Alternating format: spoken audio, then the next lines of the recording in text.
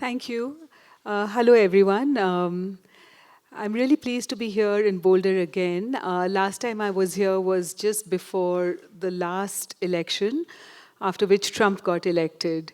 And today I'm here on a day when Trump and the Prime Minister from my own country, Modi, are addressing a rally in Houston together.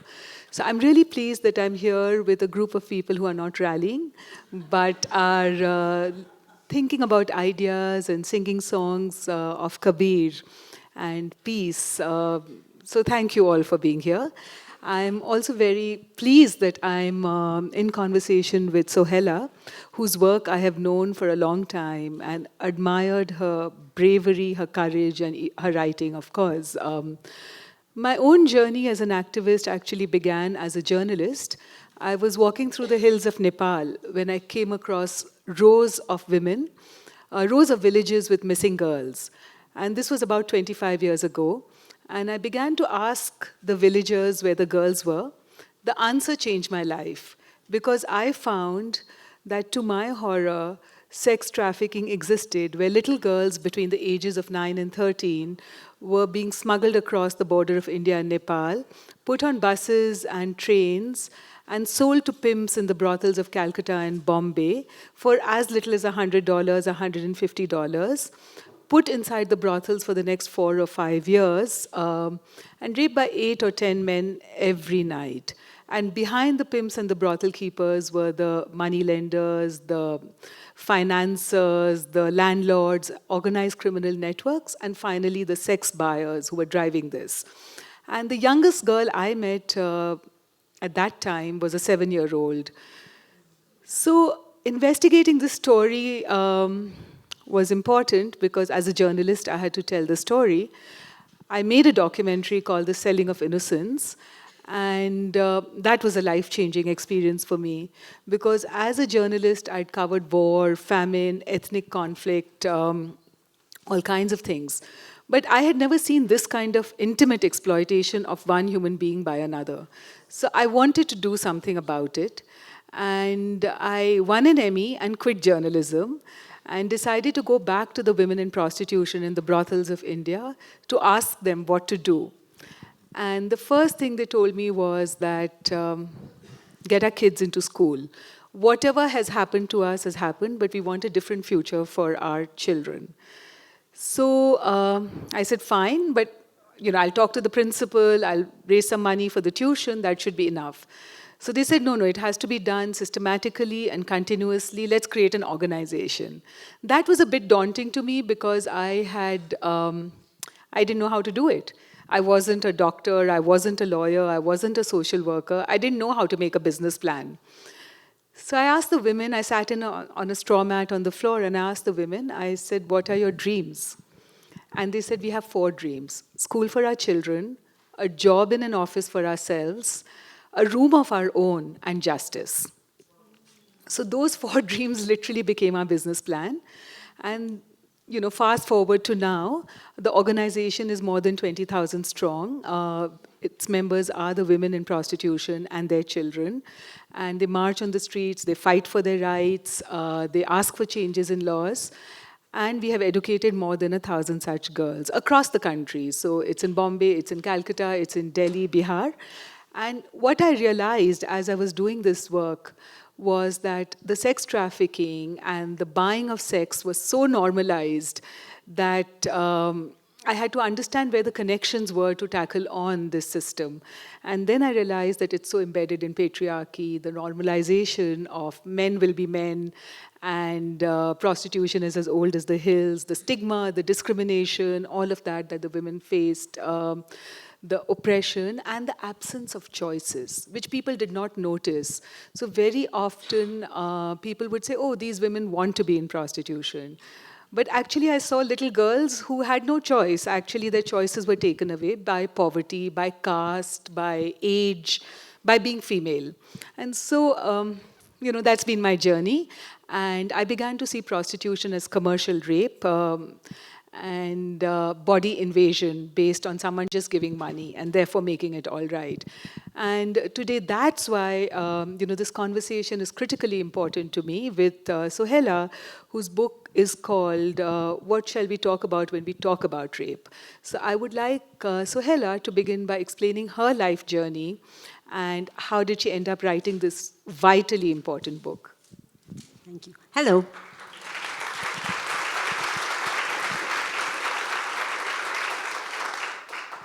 I also want to thank JLF for bringing me here. Wherever JLF asks me, I will always go because I love you all. And the Boulder Public Library, it's so fantastic. I also just want to acknowledge that it's such a great, in this time where things are so polarized in both our countries, it's really important for people like us to have conversations because we're both feminists, we both believe in the power of women, and yet here we are.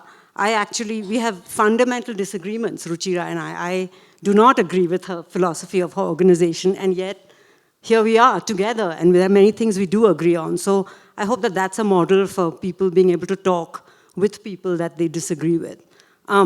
So this is my book. I'm going to tell you a little bit about how the book came about, what I expect it to do, and then I'm going to read a little bit, and then we'll chat. So I was a teenager. I was 17 years old, and I had just graduated high school. My parents had recently moved to America.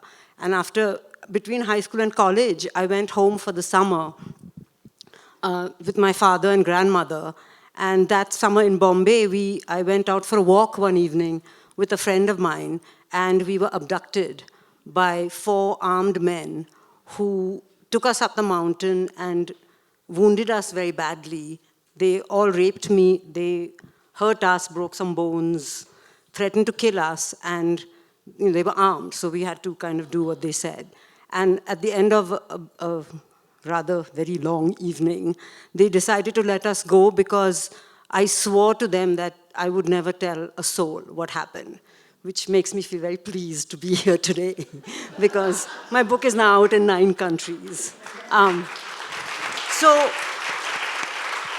So after this happened, 3 weeks later, I came back to America and I went to college, still in bandages and all that. And it was fabulous because it felt like it was really far away from this weird thing that happened that had nothing to do with real life, which we now know has everything to do with real life.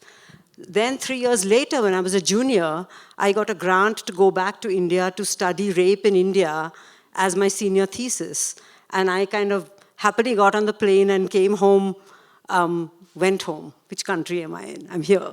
I went home expecting to find lots and lots of rape victims to talk to and maybe some rapists who would talk to me. I was just completely naive.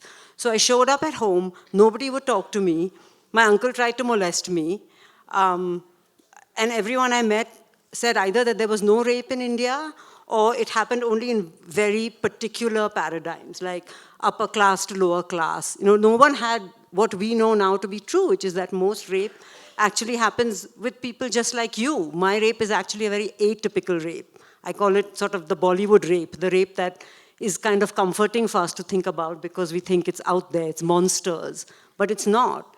So I, at age 20, was rather indignant and outraged as one does get to be at 20.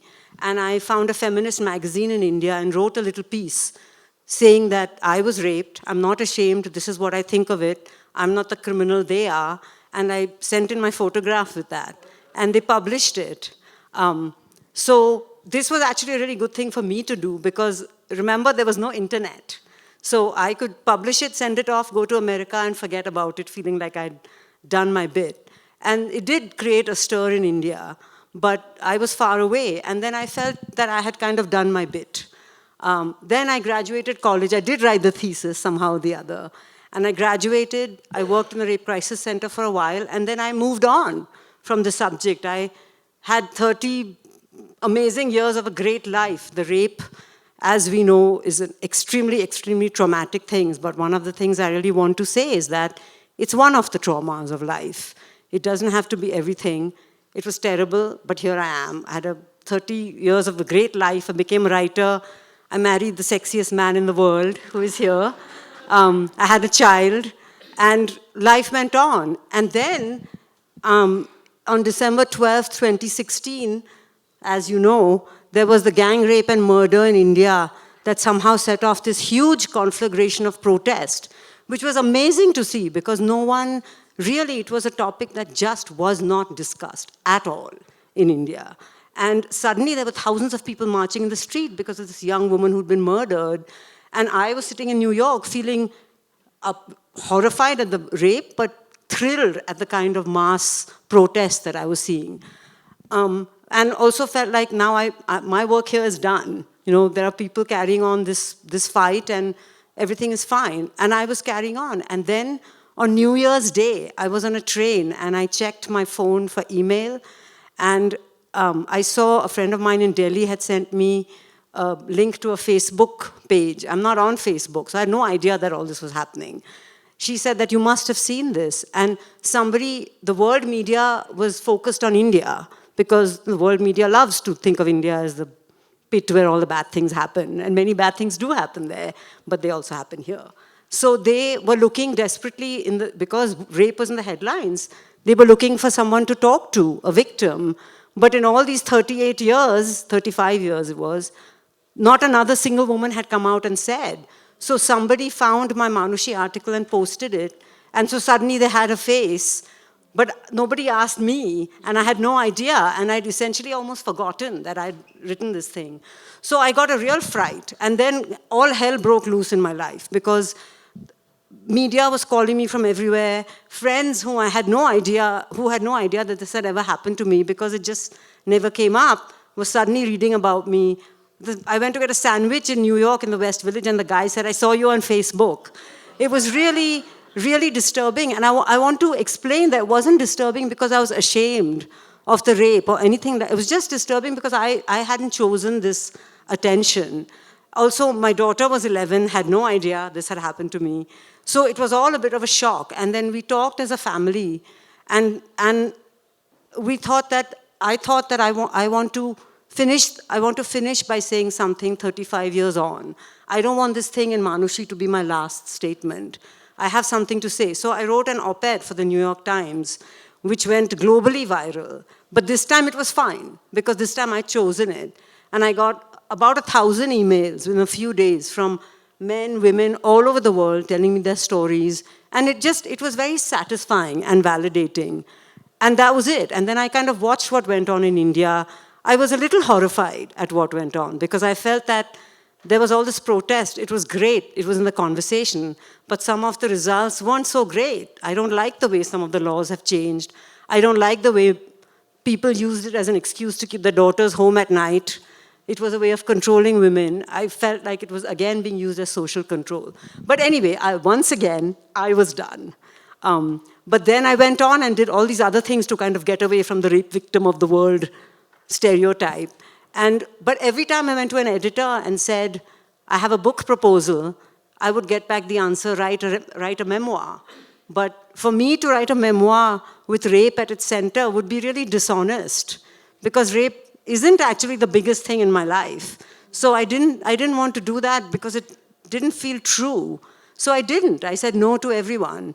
And then it was only the summer of 2017, I sent what I consider to be a brilliant book proposal to an editor in India, who immediately wrote back and said, yeah, this is fine, but write a memoir. And by this time I just had it. So I wrote her a really nasty letter saying, I'm not going to write a memoir, I'm not interested. And instead of just slinking away, she wrote back to me and she said, you've been working on this issue on and off in various ways for your whole life. Don't write a memoir, but write about the subject. You've written about things like raising children. You've written about rape and war. You've written about rape in the family. Maybe you have something to say.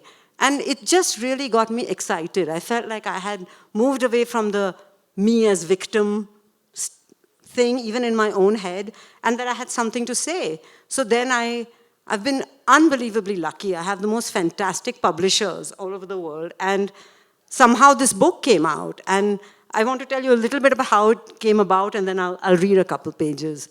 So I knew that I had certain points I wanted to make. I knew I wanted to talk about why rape should be just part of everyday conversation and what's wrong with the fact that it's not. We keep quiet about rape, and so victims, survivors, whatever you want to call them, feel really isolated, can't get the help they need, feel alone. But another really awful thing happens. We keep quiet, and rapists get away with rape because they know they can do it. And they know that we can walk around thinking, oh, rapists are these guys out there. We don't talk about the fact that it's ordinary men who rape, and it's ordinary people like us who have created a world where it's just normal. And to me, this, I'm actually quite a light-hearted, happy person. And it really outrages me about rape because it takes away that lightheartedness. It's suddenly, for no reason at all, your joy is taken away. Someone has hurt you. For what? They're not even stealing food to feed their children. It's only viciousness. And why do we as a society promote this? So I wanted to talk about all this. I wanted to talk to survivors. I wanted to talk about why we can talk about it as a really heavy subject and that it's okay to be raped and be fine. The fact that I'm sitting here happy with my life and feeling pleased in general does not mean that what happened to me was not terrible. There was this terrible dichotomy is that if you're raped, especially in India, you're better off dead, zinda lash, living corpse. So either if you're not terminally depressed or dead, if you're actually okay, then it wasn't so bad. It was just sex. So then that made me think about the connection between rape and sex. And as feminists, we've been really afraid to talk about that, but we must. Because often what we call sex education turns into rape education. If you're teaching girls that you have to control boys, and boys that, there's a point of no return after which you're not responsible. That is not sex ed, that is rape ed. So I wanted to talk about all these things, but I also have a very short attention span, and I don't have that strong of a work ethic. So I did not want to go sit in libraries and read thousands of books and feel like I had to have this encyclopedic knowledge. So what I did was I just called every single person I knew and said, I'm writing a book on rape. What do you think I should do? And the most fascinating things happened. So I read, and I had my own thoughts and my own research. I had my 1,000 emails from rape survivors, and I could write to many of them and say, can I interview for my book? So I had this whole kind of database that I had kept without knowing why for 5 years. And then the book just kind of wrote itself in this wonderful organic way. For instance, I told a friend of mine, Sarah McNally, who owns a bookstore in New York, and said, I'm writing a book on rape. She said, oh, my friend Yasmin El Rifai is visiting from Egypt. You must talk to her. So I met Yasmin. She was my first interview. I met her in Washington Square Park in Manhattan. And she told me the most unbelievable story. She's about this high and really skinny, and really you feel like you could knock her over with a feather. And she's one of the bravest people I've ever met. She, in Egypt, she's Egyptian, and she formed a group called Open Tish, who were vigilantes, who would go into Tahrir Square during the Arab Spring when women were being raped by mobs of men and rescue those women. So then I knew I had to write a chapter on heroes, which hadn't occurred to me. Then there was, I called a friend of mine in Australia who said, you're writing a book on rape. I just met this dentist. And this dentist specializes in treating victims of trauma. And that was so fascinating to me. So I tracked down this dentist in Melbourne, Australia, and we Skyped, and there's an entire chapter in my book about dentistry. So how is this connected to rape? So I just went where it led me and talked to men, women, trans women all over the world. I spent time in a brothel and discovered a bunch of sex workers who were way more liberated than many housewives. I just found all these surprises, and I just felt really inspired by people's courage. And I just got a chance to rave and rant about how we raise our children, about politics. And it was really heavy and intense, but it was really fun because people are amazing. So I want to just read a small bit. And then I can. So this chapter is called Your Rape is Worse Than Mine. I should say Your Rape is Worse Than Mine. So I started with a quote from Kevin Powers, who's an Iraq war veteran, who wrote a novel called The Yellow Birds. And he said, "Nothing is more isolating than having a particular history. At least that's what I thought. Now I know. All pain is the same. Only the details are different." I am sitting in a Mumbai suburb with Kalki Keklin, who is an Indian film star. And she is telling me about the sexual abuse she lived through as a child. I am aghast at what I'm hearing. I thank her for telling me her story and say I cannot imagine how she has come so far in working through it. I cannot conceive how awful it must have been. I can't imagine going through your experience, she says. I can't think of anything worse. There's something slightly unhinged about the scene. Two grown women, each insisting that the other deserves the prize for worst rape. Is one rape worse than the other? This is a ridiculous question. Why do we insist on ranking sexual assault? Survivors do it to our own discredit. I remember sitting in a support group and thinking to myself that my rape wasn't as bad as those of these other poor losers. No matter how many stories, no matter how many victims, I am always appalled afresh. It always sounds so terrible. Mine always seems more manageable. I'm not sure why we do this. It's a weird phenomenon that I have seen over and over. In my experience, only individuals do it. Put us in a group, and we humans are usually eager to claim the mantle of victimhood. Collective victimhood is well documented. But when it comes to sitting in a room on an August afternoon and talking about rape with a fellow survivor, I'm always aghast and appalled and convinced that the other person suffered more than me. Perhaps there's some defense mechanism at work. If someone else is worse off, suddenly what you're dealing with isn't so bad. It doesn't always work, of course. After I had 2 miscarriages and one man helpfully told me about his wife's 6 failed pregnancies, I just wanted to put my head in a pressure cooker and boil it. But sometimes it does. I'm not wholly convinced about my defense mechanism theory. I know how bad my rape was, but everyone else's still seems worse. I don't think it's because I'm trying to downplay my story. It's because I know my story. I know it beyond the few sentences I've written, or the words I've used to describe it to so many people over the years. I know the tiny little details, although by now it's pretty hazy, a rather wonderful side effect of time. I know what they did, and I know what I felt, and I know how bad it was. But I also know I made it through. When you experience something firsthand, you know its colors and smells and the full horror of the hands pulling off your shoes. But you also know the limits of your pain and suffering. You don't have to wonder.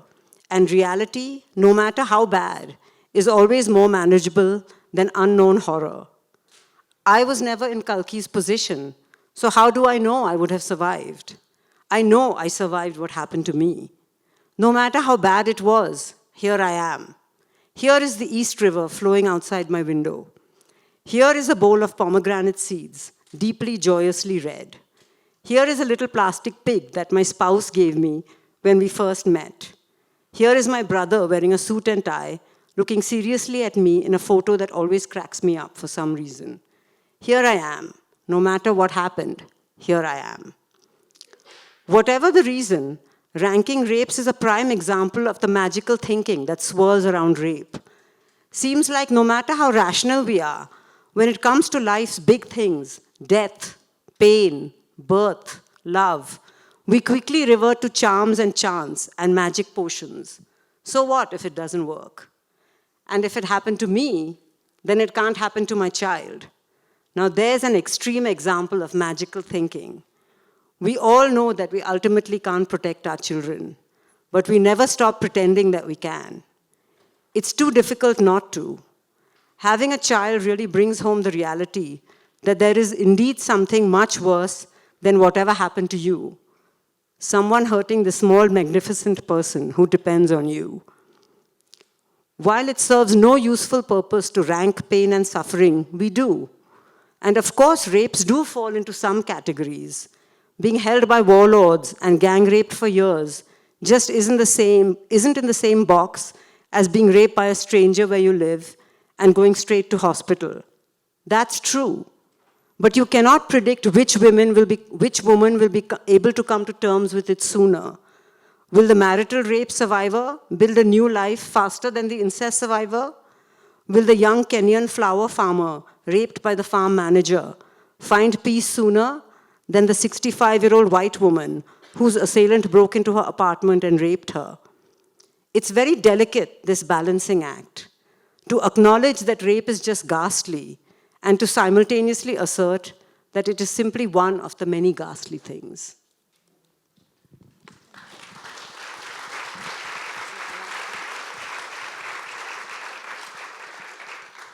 So I wanted to ask Ruchira, because you've worked a lot with rape and politics, especially in India, so maybe you could talk a bit about rape and impunity. For the last few years, I've been running campaigns to have the implementation of laws which punish all kinds of sexual assault in India very strictly. So the bus rape, which happened on December 2012, was sort of a pivot in the Indian women's movement, where we were able to get thousands of people marching on the streets, which Sohaila spoke about. And women were able to speak up on television, in media, about what had happened to them. Suddenly the silence was broken. And it changed everything. And even the women who were part of my NGO, Apne Aap, who had been survivors of sex trafficking, many of them were still in prostitution, marched on the streets saying that there should be a new law on trafficking, and it should be part of the bundle of laws being created as part of this on sexual assault. And they managed to get a sex trafficking law called Section 370 IPC, which defined trafficking as a crime for the first time in India, sex trafficking. So that happened, but also what we found out since then was that there was a backlash to the absolutely vocal women's movement in that moment. And every year we began to read about more and more educated women who were out in public spaces, working somewhere, who were raped. So that began first. So there was a journalist in Bombay, the city that Sohaila comes from, who was in a compound, Tulsi Mills compound, taking some photographs, and she was raped. And then we heard about another woman who was going for a job interview who was raped. Then we heard about another woman who was going to a pub, a nightclub in Calcutta, who was raped. And what happened was that very often we would find that there were political leaders who would come forward and say, but why was the woman going to the pub at night? Or why was this journalist in this, the Tulsi Mills compound, which is very dark, taking photographs at night? So the women were being blamed, including a woman who's right now in hospital, a victim of a hit-and-run accident, a mysterious hit-and-run accident. She's lost her arms and her leg. And she was a Dalit woman who was asked to appear for a job interview to an elected official of the BJP, a political party in India. And he invited her for a job interview, raped her, and then said, you can't testify because I'll harm your family. She said she would testify. Her father was arrested on some charges by the police to threaten her. The father died mysteriously in the police station. The father's witness, who was a cousin of hers, heard the witness. He also is dead. And now this woman is the victim of a hit-and-run accident, lying in hospital, waiting for some kind of justice. And in the interim, there have been many rapes that all of you have read about in newspapers here. An 8-year-old girl in Kashmir who was out grazing horses and goat, and she was picked up by a temple caretaker in Kashmir, and along with some constables, was raped for 4 days continuously, and then murdered. And the trial is still going on right now. Girls in a shelter home in Bihar raped, and the man who was in charge of the shelter home is again affiliated to a political party and is still not been arrested. So what has happened is that there are more rapes, and one of the reasons that this rape culture which is growing is the rape with impunity. Because though the laws have become stricter, those laws are not being implemented because the person raping belongs to some kind of elite circle. And this is the backlash that we are facing. So I've run campaigns against that in India. I've run international campaigns asking for a free and fair trial for Asifa, that 8-year-old girl who was raped and murdered. I've run a campaign to demand that this girl, the 17-year-old who's lying in a hospital right now, also her rapist be arrested and tried properly. And these campaigns have generated their own backlash. And so what Sohaila is talking about is the culture of impunity. And when we take on these campaigns, then NGOs like us or activists like us face another backlash. So my NGO, for example, has been threatened first with all kinds of things, income tax evasion. When I win that case, then we are told that you're violating foreign exchange. If we win that case, so there's even intimidation of NGOs like us, which are trying to take on this rape culture. And very hard to survive because we're not tackled head on, but through other means of intimidation. And I know that Sohaila has written about Asifa in this book. So I would like you to talk about what you've written about Asifa, that 8-year-old girl who's raped in this book. And what does it mean, this rape with impunity? Well, you've defined rape with impunity really well. I think most rape, 99% of rape is rape with impunity because impunity means you get away with it. And the fact is, yes, we read more news stories of very sensational types of rapes by politicians and this and that and warlords in Congo. But the fact is, all of us in this room have dealt, every single person sitting in this room has dealt with rape and impunity, because if you have not been sexually abused yourself, either you know someone who has or you've done it. So it's people like us who are raped and who do rape. And most of the time, it's swept under the rug, partly because we don't recognize even what is rape. But about Asifa particularly, actually it was really interesting. I took 6 months to write my book, and the Asifa thing happened sort of in between around the midway point, and I had been writing about, I had been kind of in my head playing with this idea of, yes, you can sort of categorize rapes. Rape is rape, but there's kind of damage rape where, say, the Pakistani soldiers who went and raped Bangladeshi women, what goes on in the Congo, rape as a weapon of war, and then there's sex rape, which is where it might be a date rape where in the rapist's eyes, maybe he's having sex, or maybe it began as sex. So in my head, it was separate. And then this Asifa case is what made me realize that, no, yes, there are differences, but the same thing is at the root of, you can never separate rape and some weird kind of twisted thing about sex. Because in the Asifa story, one thing that's not mentioned too often, if you read the transcripts of the testimony that was given, so there was this 8-year-old girl. Part of the reason that she was raped, the ostensible reason that she was kidnapped and raped, was because she was from a Muslim tribe, and they had some land, and the dominant party wanted that land. And so the way to intimidate that tribe was to take and murder that child and take them away. So yes, that's all damage rape. But then, if you read the transcript, there's this really chilling bit where they raped her for 4 days, and then they hit her on the head with a rock to kill her. But at one stage, one of the policemen, I think, lifted up the rock to finish killing her, and another one said, "Don't do it yet, I want one more go." So what does that tell you? Is it sex? I mean, I'm not saying sex in the positive sense, but what is going on in your head that you actually want to do this? If you're saying, let me go one more time, it's not just about getting the land back. You've made your point. So I think what I've tried to get at in my book is that, yes, there is impunity. No one follows the laws because we all go march in the streets and scream and shout about rape culture, but then we go home and we serve our boys first and we tell our girls they can't do math, and it's all part of the same thing. So there is impunity legally and internationally, but we also have to look in ourselves and see how we are contributing to this. And that takes me to just a little bit, and we'll open up the floor to questions after that, because we would love to interact with you. But the fact that even in the United States, 1 in 3 women talk about the fact that they have been victims of sexual assault. We do know that sexual assault on campuses is rampant. The idea of consent, boys are not brought up to learn what is consent, what is not consent. Girls are always seeking male approval, so very often they go into the whole paradigm of being groomed and then being recruited and then being assaulted without talking about it. And the sexual violence here is equally troubling. And sometimes I think that the Congo is not in the Congo, but the Congo is here, because the epidemic of sexual violence in both our countries, in India and the US, is huge, but also across the world. And what it does is that it foundationally changes the nature of a society. What it does is it not just fragments the person, but also fragments the way we deal with each other, cutting off empathy with ourselves, cutting off empathy with the other, normalizing the idea of violence. Because it's at home that we first realize that hierarchy is normal.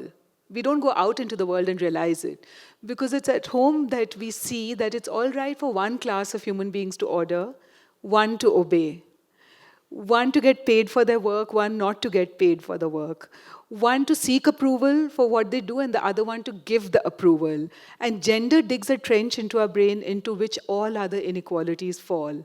And that's why we then begin to accept the hierarchies of race, hierarchies of caste, and other hierarchies, and begin to also normalize the idea of a strong head of the family as a strong head of the state. So we end up often choosing bullies because we think that's the right way to do things. That's the way the world is. And here we are with bullies as leaders in our world today, across the world. So we have to think about what is it that is normalizing this violence and this hierarchy. And fascism itself eroticizes violence.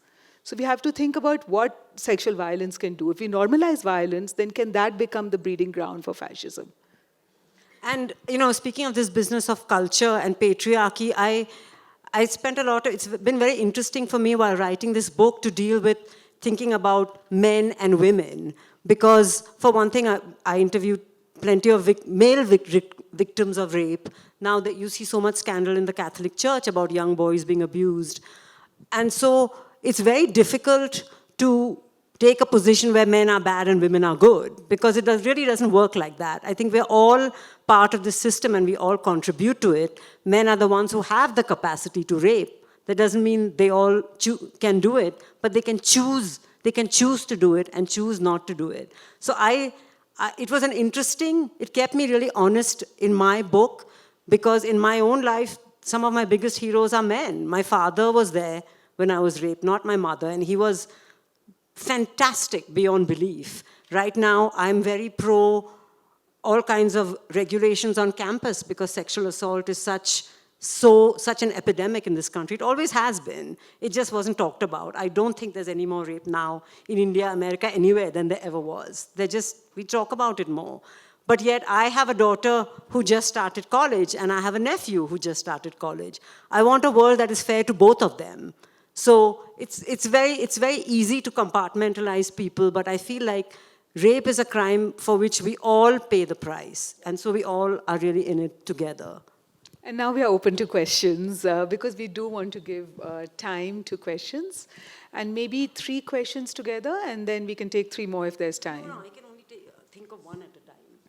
Oh, because what will happen is then the answers will become long, so 2 or 3 at least. Okay, but ask me one at a time, because my attention span is short. Yeah. Okay. There's someone at the back there.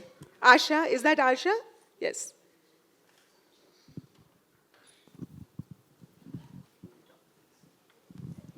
Hi, I wanted to ask you about something that's been nagging me for some time, where I feel that, growing up in India, I saw a distinct sort of, a shift in the way women, as they grew older and had a son, and then the son was just like, this is her baby, this is her visceral connection to her baby.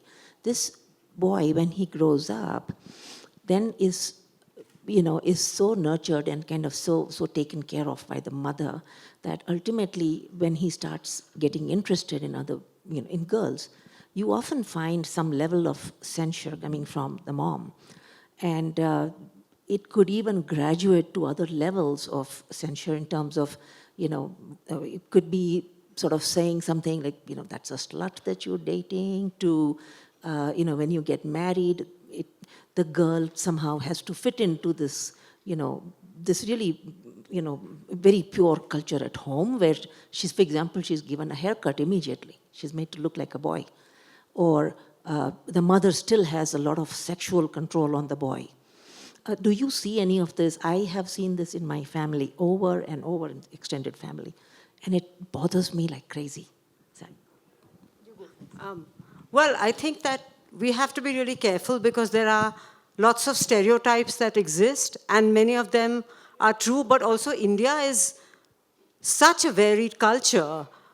So yes, that happens. There's that whole mother-in-law culture, and that happens, but I think it's very easy to stop the blame at the mother-in-law, but it goes way further back. In a society where if you have been in an arranged marriage and had no power, and your first chance at power is for this other poor young thing that comes in, you're going to use it. So I think the system is more to blame. But besides that, I feel like, yes, that happens, but many, many other things happen too. For instance, in my family, my family is full of women like me who are sort of odd, and they're really powerful women, and many of them aren't married, and they are also very typically Indian and more liberated in a way than many Western women. So I agree that that's something that happens, but it's just one of the things that happens. And I think that often when you look at something like, there was this figure touted a lot when dowry deaths was a big issue in India, right? It still is, but it was a big issue in the media in the 80s. And there were all these stories. The mother-in-law sets the flame, lights the match that burns the daughter-in-law. So yes, I agree, women have agency, and if you set the match, you should pay the price. But there's a reason she sets the match. So we need to pull back and look at the whole system.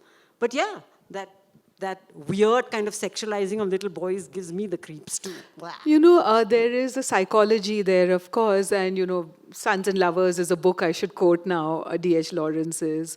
Sudhir Kakkar, an Indian psychologist, has also written fantastic articles on this relationship between the mother and the son, which is slightly sexual, and how does one overcome that? And what Sohaila is talking about also, that the power fluidity, because the women have to hold on to the men because only through them can they channelize power. So that insecurity also plays a role.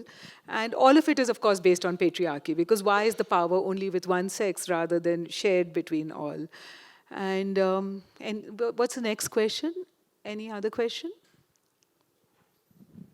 I read years ago that rape is less about sex than it is about power. Would you care to comment on that? Sure. I'm happy to comment on that. That's really what I wrote my whole book about, and I'm sure you have your thoughts too.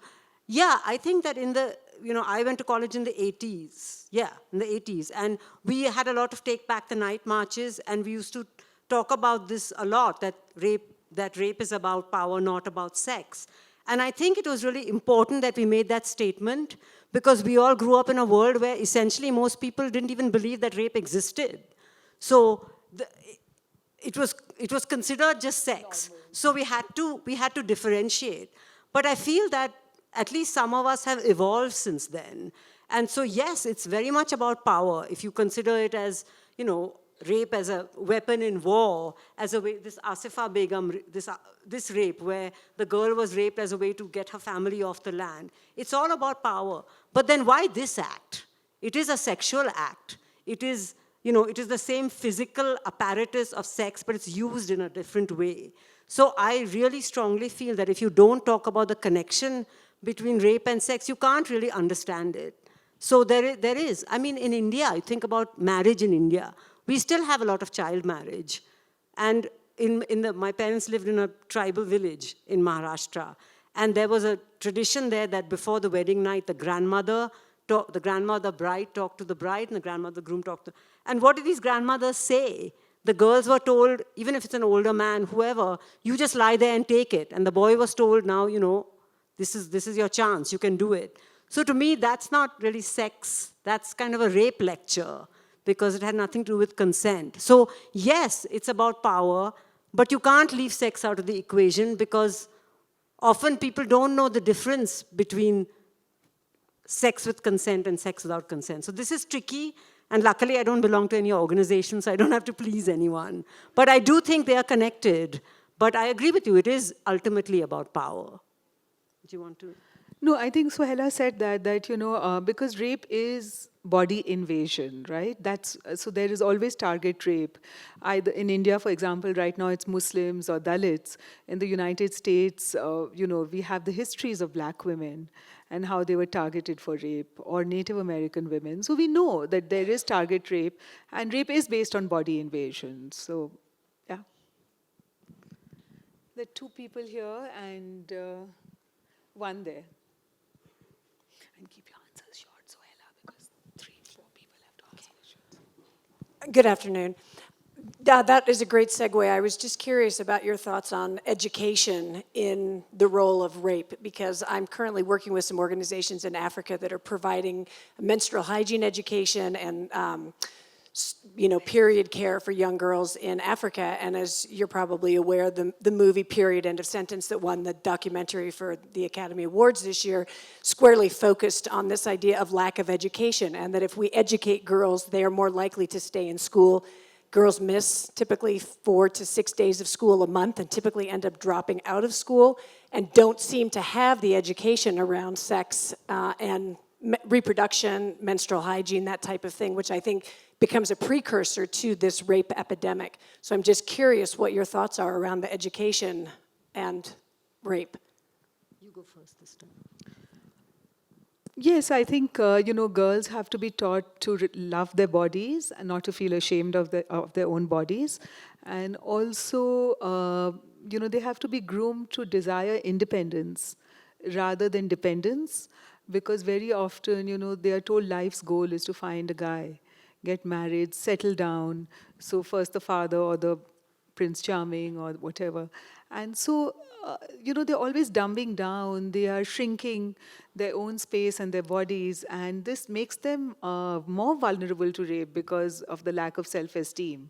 So we really have to inculcate values of independence in girls to resist rape, and for men to understand that sex with mutual participation is much more pleasurable than just going and invading someone's body.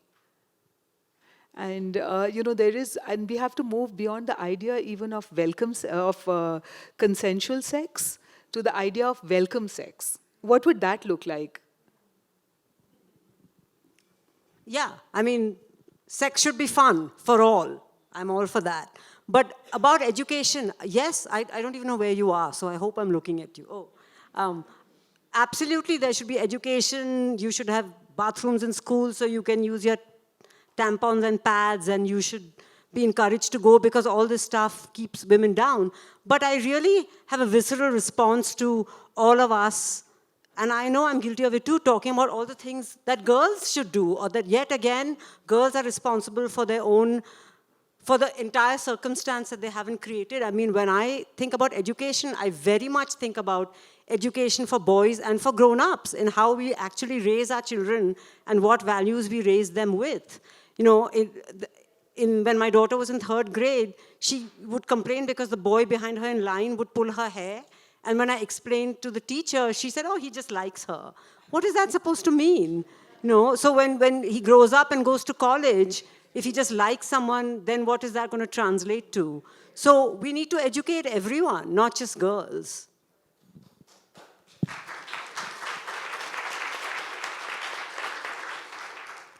Thank you so much for being here, and I deeply appreciate this conversation. I do work in this arena as well. I would love to continue connecting with both of you. How is that possible? Could you speak about, how to continue having a conversation? Website, like what? We both have Both of you, websites. yeah. So mine is, now it's difficult to spell it out, but it's my first name and my last name @gmail.com. So you can send me that, and I can send you the website. It's apneaap.org, A for Apple, P for Peter, N for Nancy, E for England, and then again 2 A's, applepeter.org. So, but I can give it to you later from the festival organizers, or you can email me, and it means self-action in Hindi. Thank So you. that's why I deliberately chose a Hindi word for my organization. And Sohaila can, Um, and you can follow on Facebook and Twitter if you can't find me any other way. Thank you. I have a website about my book, so there's a contact. Thank you so much. Yes, please. Sohaila kind of touched on this, where men are also victims of sexual abuse. And I was wondering, are there organizations in India that provide support? They are. The other thing is, I've never really heard of any news reports of the kind of clergy abuse that is publicized here happening in India. I haven't lived there in many years, but I don't know if that is prevalent or spoken about. I'm sure it's happened in spades. There's a big one going on right now. There's this Swami called Chinmayananda, and he was regularly getting massages from his disciples and raping them and all of that. And he's being tried right now. He was just booked a couple of days ago because this young college student spoke up about him. So there is a conversation about the clergy in India and how they abuse their disciples and children. There was in the past someone called in Bangalore, there was a Sai Baba who was doing the same with children. And there was someone called Asimanand, Asaram. There have been different clerics, who have been abusing children, and they have been brought to book. Some have escaped, of course, because as I was mentioning, the larger culture of impunity is there, which protects the rapist, and a code of silence among men, both here and there. And as you know, I do want to mention that you all have been following the Epstein story, right? And you saw how long he was able to continue to rape women by offering them like jobs in Victoria's Secret. And there were people at the highest levels of society, business owners, politicians, people like Jeffrey Epstein himself was a high school teacher from Dalton who went on to become the sex trafficker.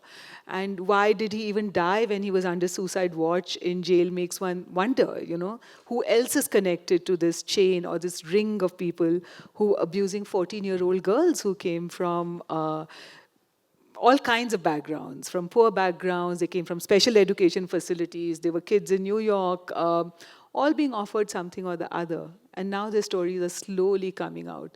So you can think about how prevalent it is, how pervasive it is, how prevalent it is. And if we don't challenge it, then we'll normalize this culture of violence. In India, there was also the case last year of the priests raping the nuns in South India. That was it. The reaction was simply terrible because everyone wanted to put it under the rug because, we don't want to mess with the Roman Catholic Church. But I think eventually some of them were tried, but it took a long time. A long time. I mean, I do think that, one of the big things is it's true, it's huge, it's massive, it's terrible, but it's really a mistake to come away feeling like, ugh, we're done, it's too big. Because the fact is, it's really big, but it's really small. If you have somebody in your life who's been raped, it's really not that big a deal to support them. And as a person yourself living your life, it's not that big a deal to just try to watch yourself, to treat people with equal respect and to care whether they're enjoying themselves or not, whether the person you're having sex with is into it or not. It's not that big. I think by saying it's huge, which it is when we start to analyze it, we kind of give ourselves the excuse to say, oh my God, I can't even deal with this. But we shouldn't do that because, life is too good to let it go on in this ridiculous way. That's my final word. I think we have time for one last question with quick answers. We just have a couple minutes left. Thank you. I think there's someone there who's been... Thank you. I so appreciate this conversation and want to ask, I also have a daughter who's just going to college now, and we've had a lot of conversations, and I've been working hard on helping her, like, with her creepometer. She's a really good detector of the creepy, and that's serving her well already, but she's already terrified. She's heard about a rape that just happened on her campus within the last week, and she's out buying pepper spray right now with her dad.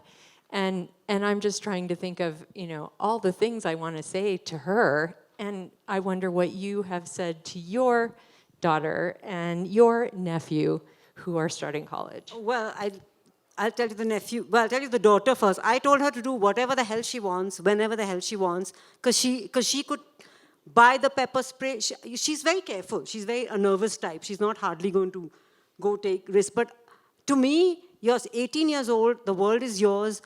Go do what you need to do, trust yourself, follow your instincts, because you could follow all kinds of rules and still be raped. So why should I start punishing her from now? I say, go for it, do your thing, know we are here, know what's right and what's wrong, trust yourself, and that's it. She is not responsible for not getting raped. But that of course, we've tried to teach her how to pick up signals, things like that. I also think it's really nice now. They don't let you move into your dorm room unless you take a course on sexual abuse and alcohol abuse, none of which we had to do. And as for my nephew, I asked him what he thought of all the articles in the New York Times about men feeling so nervous now because, Me Too, how can we flirt, how can we talk to, this is rubbish. And he said, well, I said, what do you think? Because he's this really handsome, charming, he was 17 at the time. He said, I think the guys who are nervous should be nervous. He said, I'm not nervous. I don't feel like I need to, I don't, so yeah, it's a thing. Yeah. Thank you so much. A big round of applause to Sohaila Abdulali. Thank you so much.